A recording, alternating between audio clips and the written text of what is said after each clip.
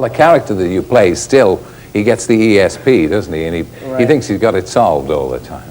Well, he's pretty good ideas. As a matter of fact, I wanted to take the opportunity to ask you, Terry, what you were doing the night of February 23rd, 1989. Can I plead the Fifth Amendment? You can take the Fifth. You're in our country. Yes. All right. Okay. Welcome, friends in Japan. Please remember, Erashai. I have to say the word? Erashai. Oh, listen. Erashai. Erashai. 私は帰るですという意味の大阪弁を教えてあげよう。わいは帰るやで。この大阪弁をね。I will teach you the meaning of I am Kyle in Osaka dialect. わいは帰るやで。わいは帰るやで。わいは帰るやで。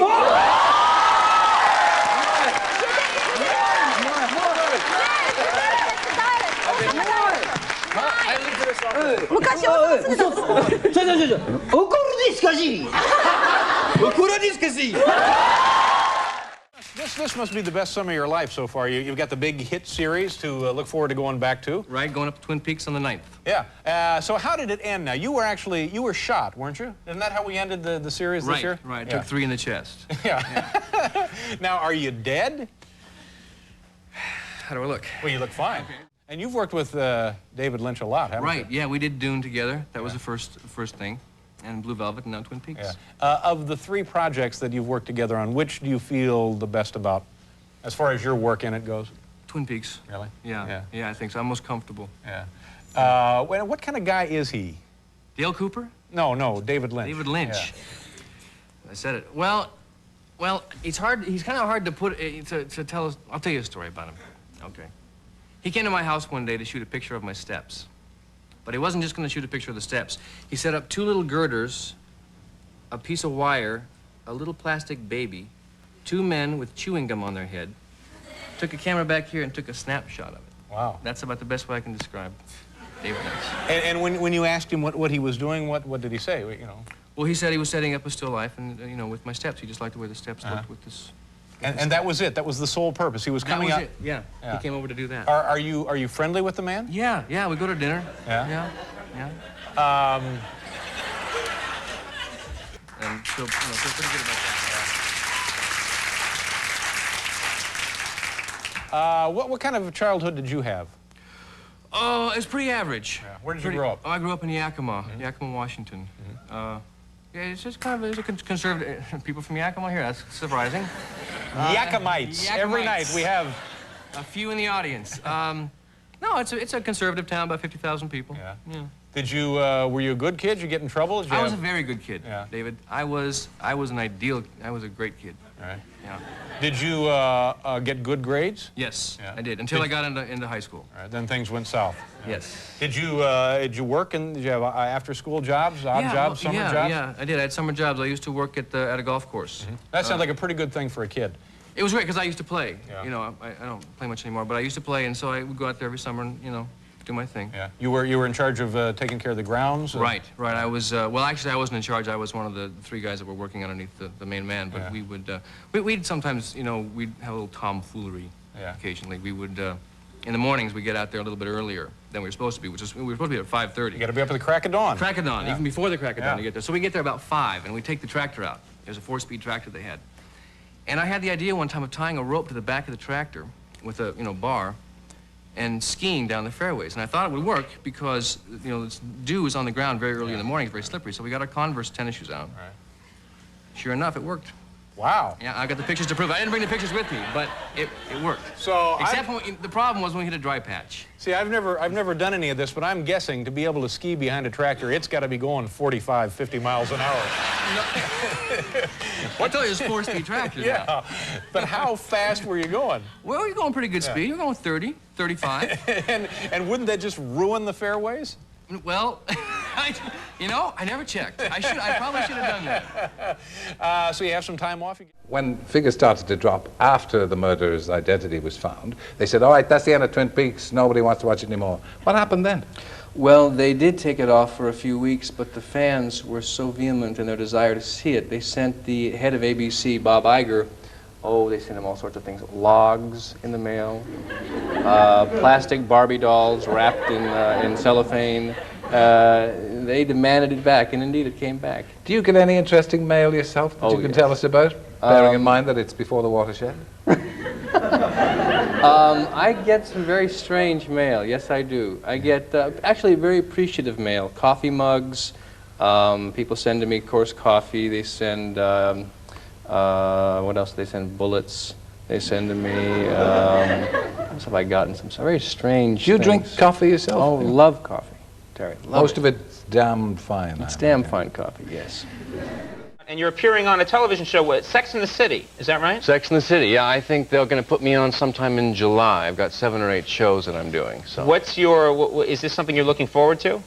Yeah, very much. Although it is a little nerve-wracking because when I watch the show, most of the men they have on there, ultimately they have to appear in some stage of undress, you know. So I've been a little worried about that. You're worried about that? Yeah. Are you ashamed and horrified by your body? Well, you know, not really. Not really. I mean, I've done it in the past. That's okay. I mean, you know, you can say if there's... Is it all right to say that? Yeah, right. All right.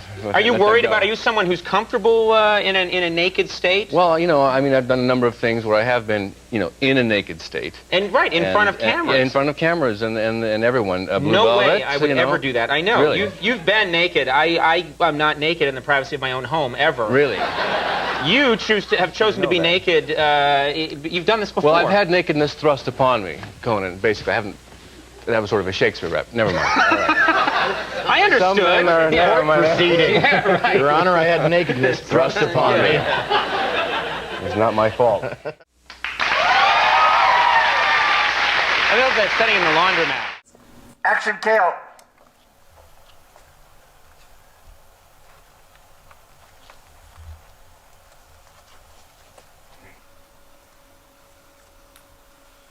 And this thing is laughing at you, screaming. You look around, start to panic, start to panic.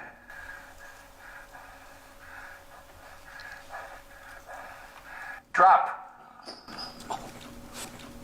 Incredible. No wonder. Cut it. A little bit of a cut.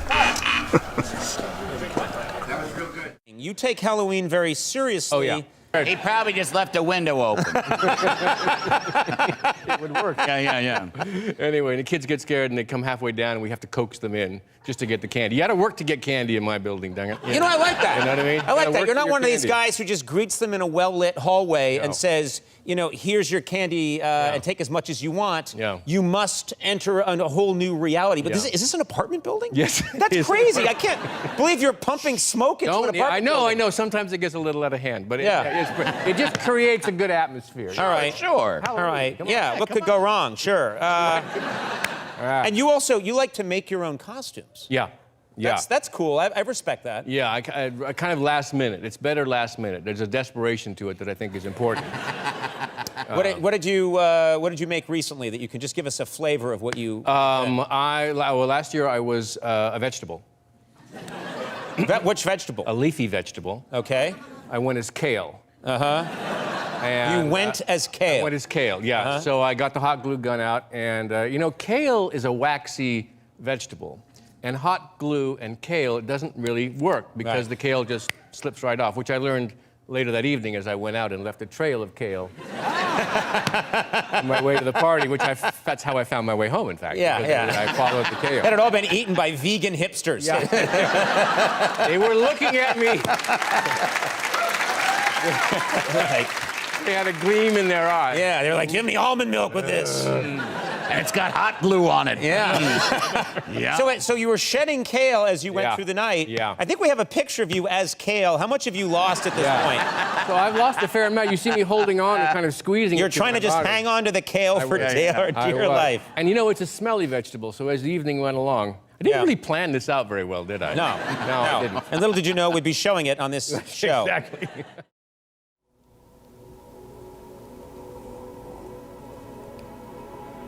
Mm. Kyle MacLachlan here, and I'm going to let you in on a little secret. Every day, once a day, give yourself a present. Could be a new shirt, a catnap in your office chair, or this. The chance to join me in LA for a, excuse me, a damn fine cup of coffee. To support a great cause, I'm teaming up with Omaze to invite you and a guest to have coffee with me at David Lynch's Festival of Disruption. Have it with cream, sugar, or black as midnight on a moonless night.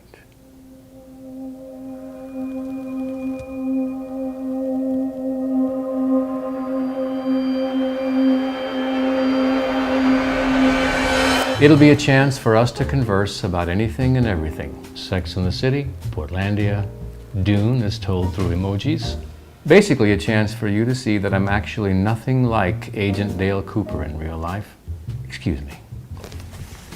Siri, it's 8 a.m. September 6th, recording my Omaze video. Remind me to investigate ways I'm actually nothing like Agent Dale Cooper in real life.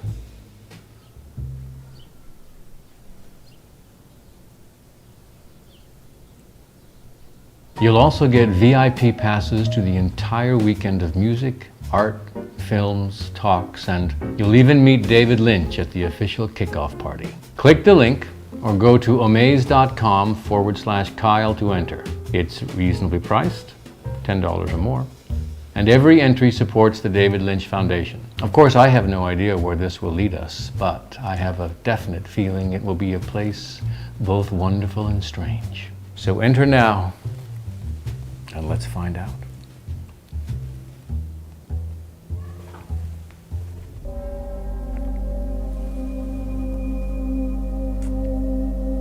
Agent Cooper, such an iconic television role, and I remember watching when Twin Peaks first came out, just being blown away by the show, and just looking up to Agent Cooper and really being fascinated by his love of cherry pie and coffee. Yeah.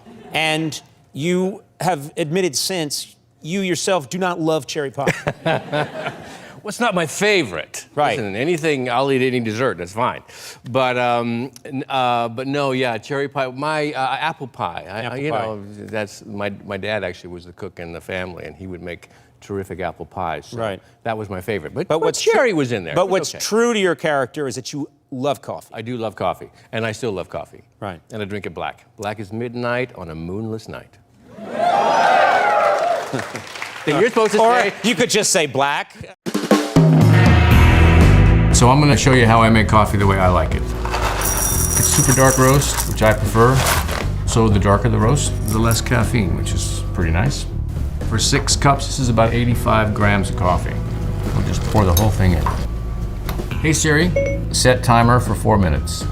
Okay. There she blows.